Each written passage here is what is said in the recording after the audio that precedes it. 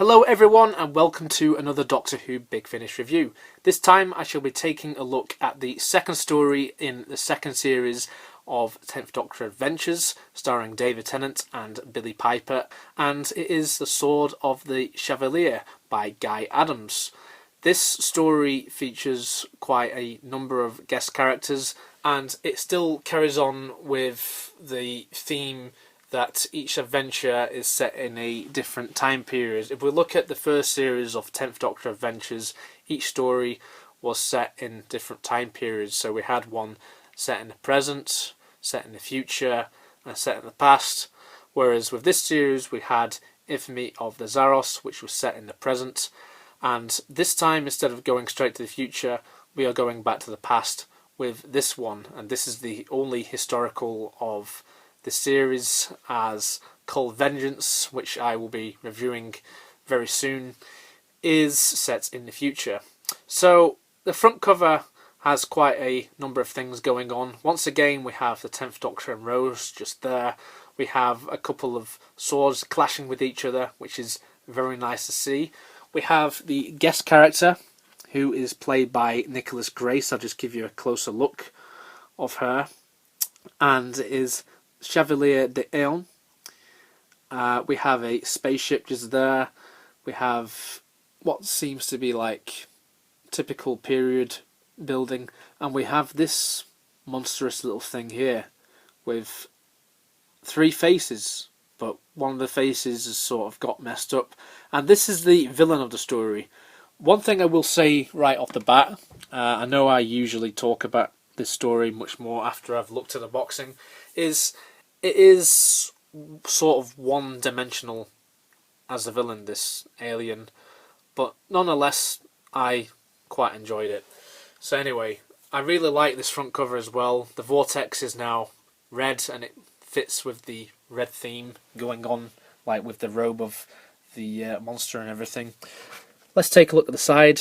We have more redness here as well. We have David Tennant at the top, just tells you the title of the story. This is 2.2. And at the back it just gives you more details, tells you who it's written by, who it's directed by.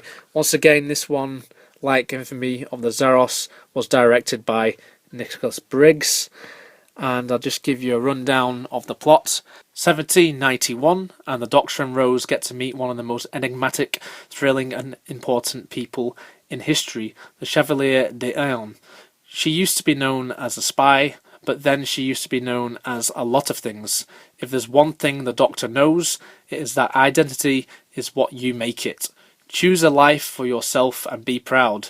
Mind you, if the consortium of the Obsidian Asp get their way, all lives may soon be over.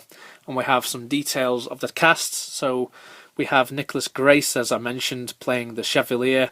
We also have Christopher Daliard playing Tam Williams, Joxer / Butler played by Mark Elstop, Hempert Dancer / Duchess played by Lucy Briggs Owen, and finally we have Darcy / the Groom played by James Joyce. As evident, there's a lot of characters in this which are played by the same cast members, as some cast members play multiple roles, and that is something you typically get with a lot of the Big Finish audios, and that's good because it shows that people can play with the voices and stuff. There is the alternate cover, and I must say that looks really nice in the ultimate version. And here we have the disc for this story. Once again, the runtime for this is 60 minutes approx. Underneath this disc we have an advertisement for the 10th Doctor Adventures Volume 1, which also stars Catherine Tate as Donna Noble. When I think back to Series 1 of the 10th Doctor Adventures, one story which really stuck out to me was Death and the Queen. And of course, that was the historical story for that trilogy. We got a lot of character development for Donna Noble, and we also have some interesting concepts to do with death. With this being the historical of this trilogy, I say that The Sword of the Chevalier is probably the best of the second series of 10th Doctor Adventures as well. I really love the period setting. I think that the Chevalier is a very interesting character and one which I wouldn't mind seeing again, maybe in another adventure. I'm not asking for like a box set, as Big Finish seem to be doing a lot more of those recently. But you know, I think as far as one-off character goes, this is a very memorable one. I think that the 10th Doctor and Rose Tyler are on such fine form in this. I think David Tennant and Billie Piper are just brilliant. We'll get a scene when the 10th Doctor uses psychic paper, and then he gets identified as a singer by all of the guests, and he has to sing a song. And it was one of the funniest bits because obviously he didn't want to do it, but we never actually get to see this, which is quite a shame really, because just as he's about to sing the song, it cuts to all the action going on with Rose Tyler, because once again, for the most part of this adventure, the 10th Doctor and Rose are split up. We get a lot of interactions between Rose and the Chevalier, and it's great because the Chevalier is a great one-off character, as I've just said. The villain is quite an interesting one. They seem to want to eat people in order to sort of regain that third face, because as you can see, if you look again, you can see there's two faces there, but if you look really closely, there's another nose and another mouth, but there's no more eyes. That's just it.